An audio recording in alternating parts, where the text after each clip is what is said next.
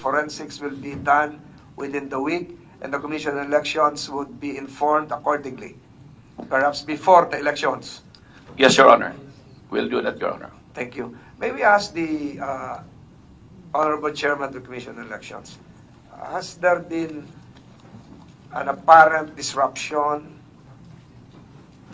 perceived or actual, of election activities internally involving your systems, considering the February 2025 and the latest last week arrest made by the National Bureau of Investigation? Meron bang naramdaman tayo na kaunting galaw o kibo na maglalagay sa isang kaduda-dudang sitwasyon o on top of the situation pa rin ng ating COMELEC?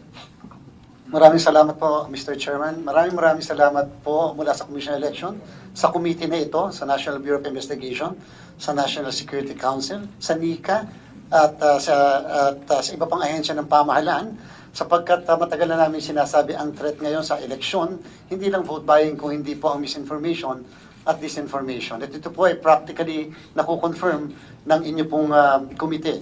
So as far as the COMELEC is concerned, wala pong na-compromise sa kahit anong sistema namin, sa kahit na ano pong election data. Wala pong election data po kasi sa ating pong main office ng commission. It's actually located somewhere. At doon po nandun yung mga election data natin.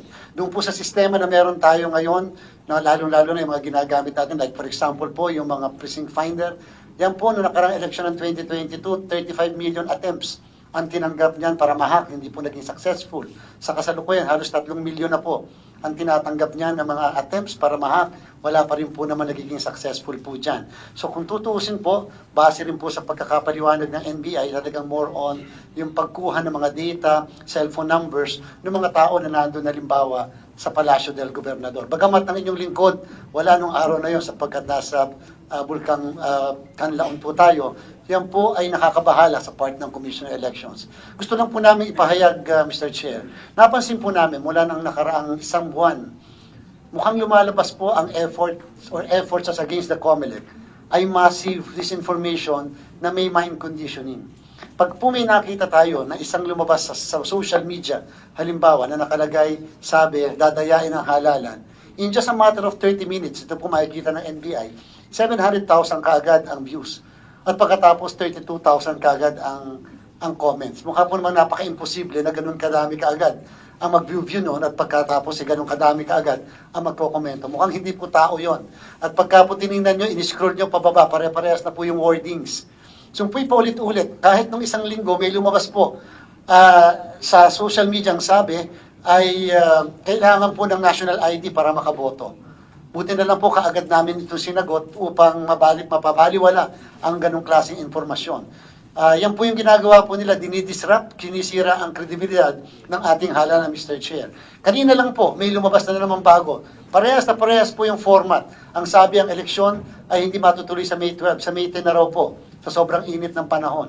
So kinakailangan pa rin kami maglabas, siyempre, ng pagtanggi at kinakailangan magkomento kami at sabihin na hindi po totoo yan. Asahan niyo po sa mga susunod na araw, minamind condition po tayo. And therefore, ginagamit sa amin ng troll farms at ginagamit din sa atin yung naka-autobot ang lahat ng mga information. Kaya po masidhin namin binabantayan ang outcome nito pong ginagawa niyo pong investigasyon, Mr. Chair, at kapuri-puri sapagkat ito po yung kasagutan sa matagal na naming sinasabi.